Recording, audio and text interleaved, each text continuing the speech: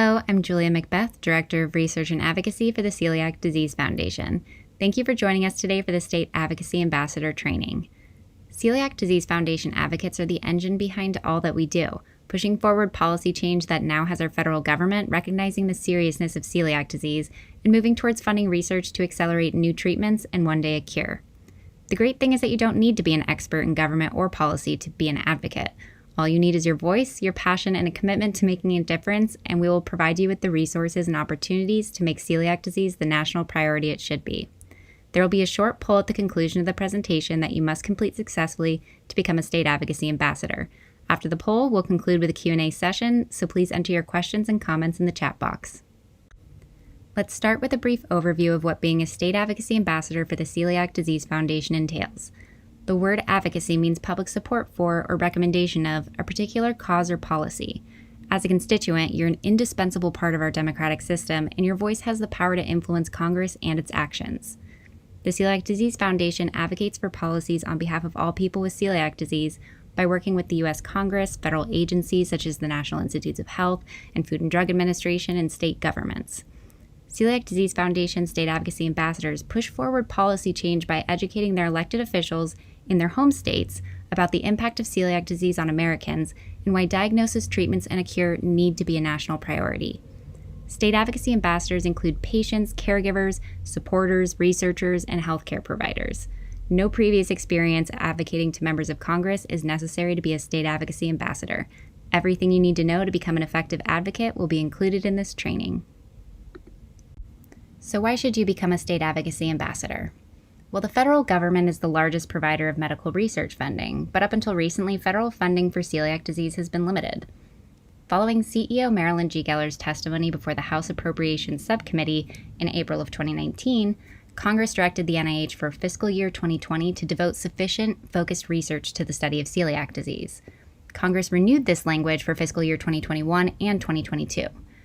This request of the NIH will need to occur every year. In collaboration with our Advocacy Council from Baker Donelson and our Medical Advisory Board, new language for fiscal year 2023 has been drafted. The U.S. Congress and federal agencies are making decisions that impact people with celiac disease that can affect your access to medical care, as well as national funding for medical research. The best way to ensure that your needs are being considered in policy decisions is by sharing your story and explaining how specific policies will affect you or your loved ones. The Celiac Disease Foundation advocates on behalf of people with celiac disease, caregivers, and healthcare providers. The full list of public policy priorities may be found on our website at celiac.org under Get Involved. For current congressional meetings, we're focusing on two asks. The first of these asks is to increase membership for the Congressional Celiac Disease Caucus. In a huge step toward increasing federal government recognition of celiac disease, on August 24, 2021, Congresswoman Betty McCollum launched the Congressional Celiac Disease Caucus. The bipartisan caucus was launched to support federal funding of celiac disease research and to advance legislation that will ease the suffering of those affected by celiac disease. Establishing the Congressional Celiac Disease Caucus is one of the highest legislative priorities for the Celiac Disease Foundation. The caucus will help members of Congress raise awareness of celiac disease, both in their districts and in Washington, as well as amplify the voice of the celiac patient community. Our second ask is that Congress increase funding for the National Institutes of Health for the study of celiac disease. Better treatments and a cure for celiac disease can only be discovered through research. Until recently, celiac disease has not been the focus of research funding by the NIH. Beginning in fiscal year 2020, each year the Celiac Disease Foundation has worked to secure appropriations report language directing the NIH to devote sufficient, focused research to the study of celiac disease. In March of 2021, Celiac Disease Foundation CEO Marilyn Geller testified on patient unmet needs in celiac disease at the NIH Accelerating Progress in Celiac Disease workshop in collaboration with the world's leading researchers. As a result of this workshop, in December of 2021, NIH, for the first time ever, issued a Notice of Special Interest in Celiac Disease to provide dedicated research funding for the study of celiac disease. While these are landmark achievements for the celiac disease community, this request for celiac disease research funding and recognition needs to be renewed on a yearly basis, making your emails to and meetings with your congressional representatives more imperative now than ever. We also ask for your members of Congress to support important legislation for people with celiac disease. the congressionally directed medical research programs supports medical research projects relevant to enhancing the health, care, and well-being of service members, their families, and the American public. Research will benefit the thousands of service members and their families suffering from celiac disease by generating strategies to prevent the disease and providing critical guidance on mitigation efforts affecting readiness. The Gluten in Medicine Disclosure Act is a bipartisan bill that will require manufacturers to label medications intended for human use with a list of ingredients, their source, and whether gluten is present. The Medical Nutrition Therapy Act is a bipartisan bill that will provide coverage of dietitian visits for Medicare beneficiaries with celiac disease and other conditions. The Food Labeling Modernization Act will make it easier and safer for people with celiac disease to make informed purchases of food items by requiring the disclosure of rye and barley ingredients on food labels in addition to wheat in the ingredients list or in the contains statement. As with the Celiac Caucus and NIH funding, we ask that you encourage your congressional representatives to support these initiatives. Members of Congress meet with a number of constituents daily, which can sometimes make it difficult for one person or cause to stand out in their memory. This is part of what makes leave-behinds so important. Leave-behinds are documents you give to the member of Congress or their staff that provide important background information and statistics about the issue you're asking them to take action on. Leave-behinds are a great way to provide a lasting resource that the member of Congress can reference to be reminded of key points to your meeting. These leave-behinds include a double-sided document that contains celiac disease facts and figures on one side and information about the foundation on the other that may be given to both senators and House representatives. Leave-behinds may also include separate documents for senators and House representatives for any current legislation that needs our community support. Celiac Disease Foundation leave-behinds may be emailed or printed and can be found at iadvocate.celiac.org in the Advocacy Toolkit when logged into your iAdvocate account. Those who successfully complete the poll at the end of this training will receive emailed instructions in the following days to create an iAdvocate account. These are the leave-behinds for the Medical Nutrition Therapy Act, introduced by Senators Collins and Peters and House Representatives Kelly and Upton. There is one leave-behind, H.R. 3108, that advocates give to House representatives for the House version of this bill, and another, S1536, that advocates give to senators for the Senate version of this bill. Celiac Disease Foundation constituents sent more than 2,000 emails to their senators and House representatives in support of this bill, gathering 29 co-sponsors.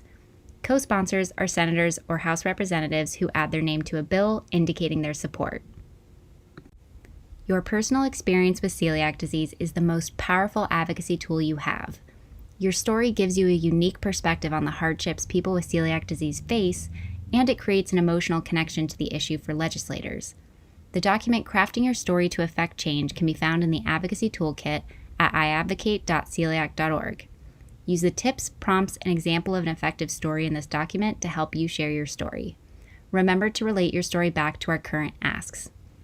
Here's an example of what an effective story might look like. As a celiac disease patient, the travesty is that the only treatment for my disease, the gluten-free diet, is inadequate and leaves millions of Americans suffering needlessly.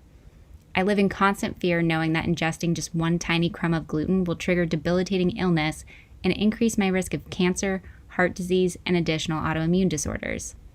Please join the Celiac Disease Caucus and support NIH funding of celiac disease research for fiscal year 2023 to develop new treatments, find a cure, and help improve the lives of patients like me. In the Advocacy Toolkit at iadvocate.celiac.org, you'll also find how to set up meetings with your legislators, a resource containing information about your legislators, our sample script for requesting a meeting, and tips to make the most out of your interactions with members of Congress. You can meet virtually with your members of Congress by calling, emailing, setting up a Zoom appointment, or attending a virtual town hall meeting. If your congressional meeting ends up being with a staff member rather than the member of Congress themselves, continue to treat the meeting with the same level of importance you would give to a member of Congress. Staff are often the people members of Congress turn to for advice, making them extremely important in guiding policy decisions. When advocating to members of Congress, it's important to clearly explain the action you would like them to take, the asks. This may seem obvious, but many legislators have said that it can be frustrating to meet with constituents who don't know what they're looking for. Remember to tell your celiac story to explain why our current asks are important to you as someone with celiac disease. Sending a thank you note after your congressional meeting to express your gratitude can help build a professional relationship. See our legislative meeting thank you note template in the Advocacy Toolkit for an example of an effective thank you note.